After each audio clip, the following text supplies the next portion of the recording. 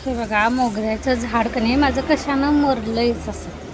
कशानं मेले काय माहित.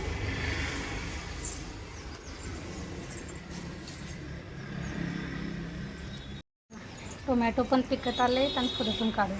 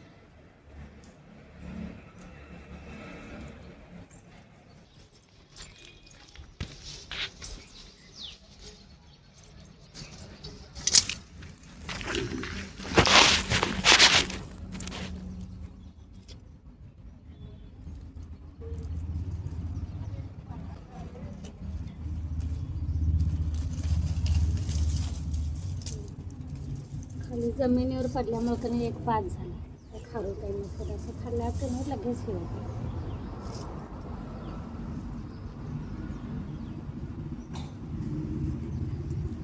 फुलं आणि हे टोमॅटो भेटलेले आहेत. आता झालं शेवट टोमॅटोचं.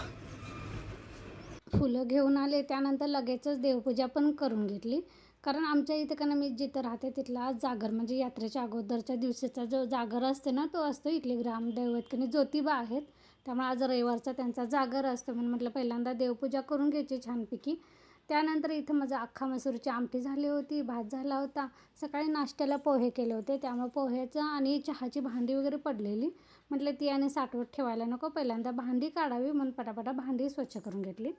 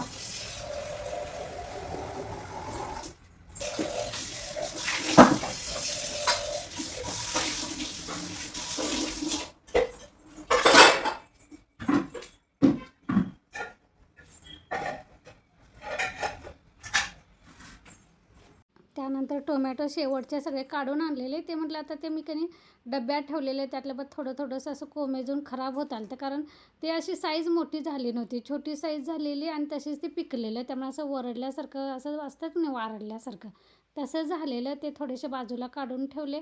आत्ताचे आणलेले ते डब्यामध्ये भरून ठेवले आणि ते खिडकीतच टाकले म्हणजे जेणेकरून पुढच्या वर्षी परत तिथं टोमॅटोची झाडं येतील.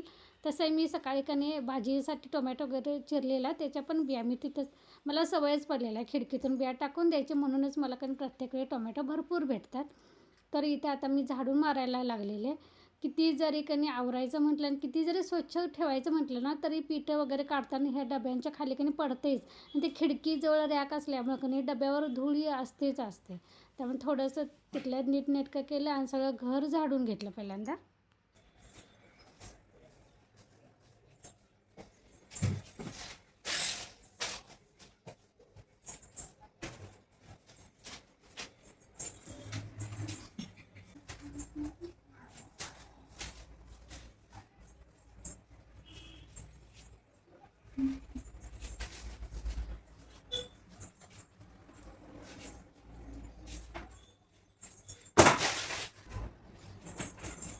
अजून भाजी चपाती वगैरे करायचे पण म्हटलं पहिल्यांदा आता फरशी पुसून घ्यायची.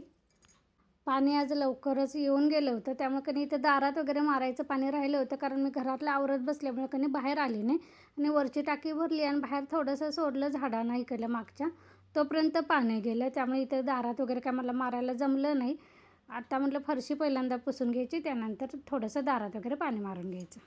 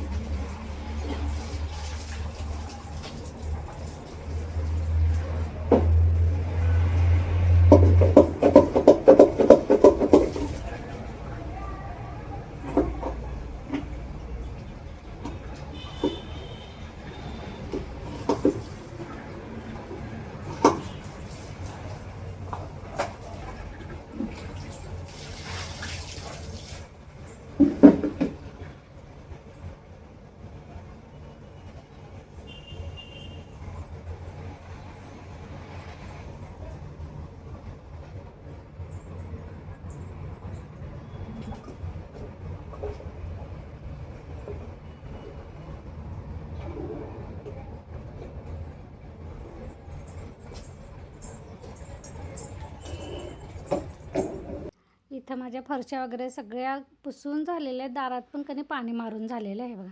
दारात जर असं पाणी मारलं कधी असं फ्रेश वाटतं, नाहीतर मग कधी अशी धूळ तिथं असते आणि ते सगळं पायांना आत येते आणि दारात मला पाणी मारल्याशिवाय कधी असं व्यवस्थित वाटतच नाही. सवय होऊन झालेली आहे ती. त्यानंतर इथं आता टॉयलेट बाथरूममधलं साफ करून घ्यायचं. त्याच्या अगोदर मशीन लावून घेतले. मशीनला सगळे बेडशीट आणि उशी कवर लावलेले आहेत. म्हणजे मी फरशी पुसायच्या अगोदरच लावून घेतलं होतं. झाडू मारलं, फरशी पुसली. त्यानंतर आता इथं टॉयलेट बाथरूम साफ करायला आलेले. चला इथलं आता आवरून घेते.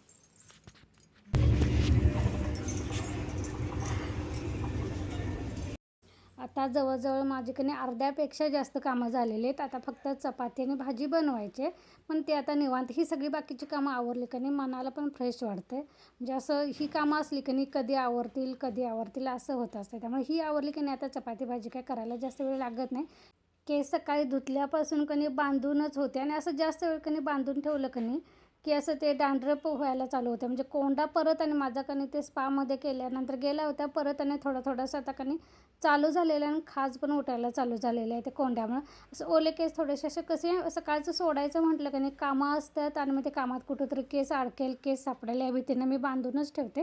म्हणजे थोडंसं उन्हाला उभं राहून की नाही थोडंसं विंचरून घ्यायचे म्हणजे पटकन सुकतात केस. हे माझं इथलं छोटं ग्रिल आहे की नाही गेटचं, हे आता की नाही असं त्याचा खिळा निसटला काय काम आहे ते खाली आता जमिनीला ते फरशीला चिकटते आणि पूर्ण असं उघडतच नाही.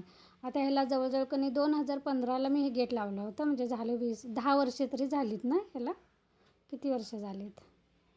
15, 20, 25, 10 वर्षे तरी झालीत बघा. किती अजून यांना आयुष्य जगायचं आणि ते आता मोडकळीला आलेलं आहे. म्हणजे खिळा फिट्ट बसवायला पाहिजे.